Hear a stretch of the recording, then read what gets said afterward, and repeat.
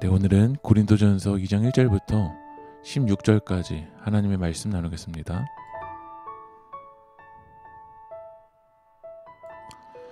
자신이 선호하는 특정한 사람을 내세워서 고린도 교회는 분열되어 있었습니다.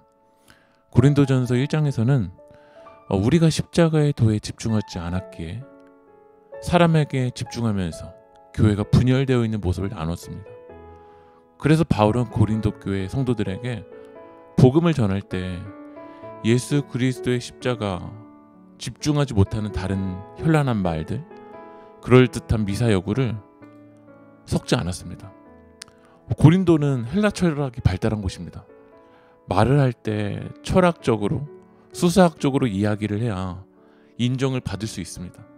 그러나 바울은 1절 말씀을 읽어보면, 형제들아 내가 너희에게 나아가 하나님의 증거를 전할 때 말과 지혜의 아름다운 것으로 아니하였으니, 바울은 고린도 교회 성도들이 아름답다고 하는, 인정하는 철학적으로나 수사학적으로 안 했다라는 거야.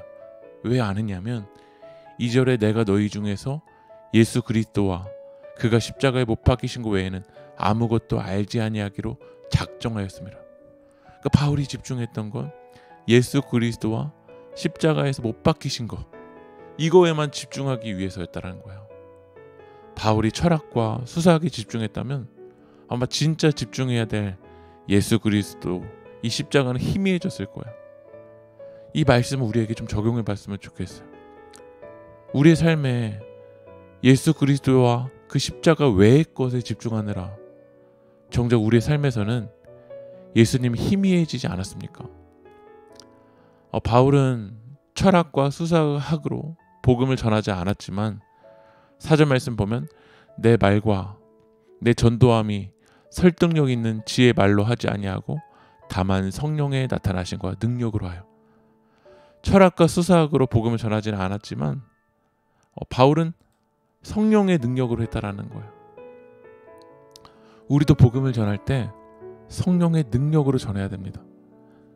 왜 바울이 성령의 능력으로 전했냐면 하나님의 지혜가 7절 말씀 보면 오직 은밀한 가운데 있는 하나님의 지혜를 말하는 것으로 곧 감추어져 있던 것인데 하나님이 우리의 영광을 위하여 만세전에 미리 정하신 것이라.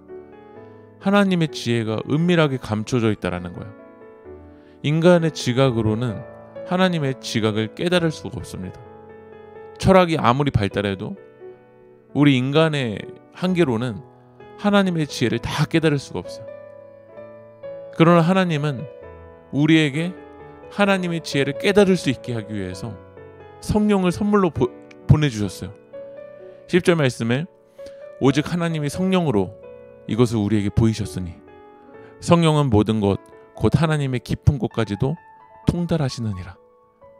하나님은 성령을 통해서 하나님의 지혜를 보여주셨다라는 거예요. 그렇다면 우리는 이제 세상의 영이 아니라, 세상의 철학이나 수사학이 아니라 하나님의 영의 지배를 받고 성령을 통해서 하나님의 은혜를 깨달아야 될 줄 믿습니다.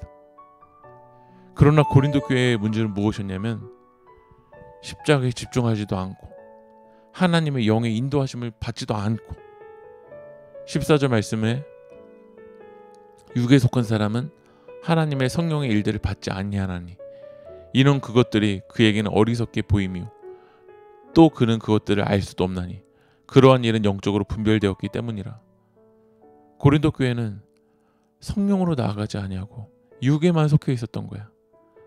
육에만 속해서 자신의 세력을 키워서 힘을 얻으려고 했습니다. 육적으로만 생각하고 하나님의 영을 받지 아니하니까 결국 어리석게 행동한다라는 거죠. 오늘 말씀 마무리합니다. 우리 새길교회 성도님들은 십자가에 집중해야 됩니다. 그리고 그 하나님의 십자가를 깨닫기 위해서 성령으로 하나님 말씀 바라봐야 된다는 거죠. 오늘 이 시간 여러분의 삶에 성령님을 초대하십시오. 기도하십시오. 성령님 나와 함께 하여 달라고. 그리고 복음이 필요한 영혼들에게 우리가 말과 수사학으로만이 아니라 성령의 능력으로 복음을 전할 때 하나님이 일하여 주실 줄 믿습니다. 바울이 성령의 능력으로 복음을 전할 때 고린도 교회에 하나님의 일들이 일어났던 것처럼 오늘도 성령으로 나아가는 여러분들 되게 축복합니다. 기도하겠습니다. 주님의 마음을 품고 성령의 능력을 힘입어 십자가의 그리스도를 담대히 전할 수 있도록 주님 인도하여 주시옵소서. 예수 그리스도의 이름으로 기도합니다. 아멘.